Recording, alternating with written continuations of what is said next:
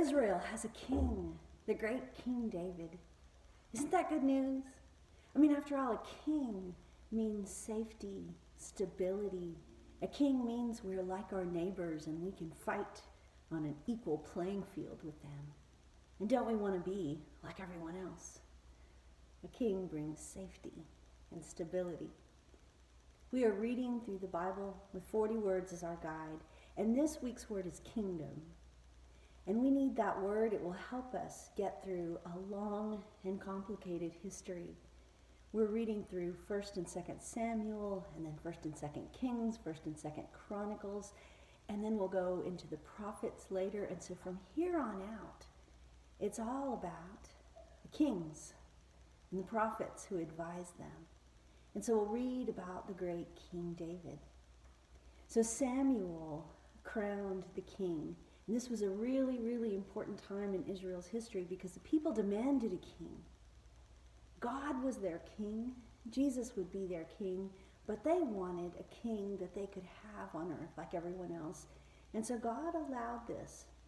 And so from here on out, things are going to get complicated. But the people asked for this. The people wanted this. And what we're going to find in our reading is that Israel was tied to their king. A good king meant prosperity and strength, and a bad king meant downfall and suffering.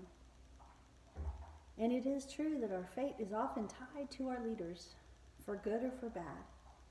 And so we still struggle with the question, what does it mean to say Jesus is our Lord? And so we'll walk through these chapters through that lens of kingdom. What does it mean to have a king? Who is our king? Who do we follow? What does that mean? I came across something really interesting in my study ahead of you into 2 Samuel, which we'll read this week. The word crown is used. David wears a crown. And that is the first time in the Bible that there is a crown or any sort of special headgear for anyone except the priests. Before then, the only people who got to wear cool hats were the priests. But now it shifts and the focus goes to kings. And we're going to see this struggle between the prophets, between the intermediaries, between the ones who listen to God and the ones who have political power. There's a shift here. Pay attention to it.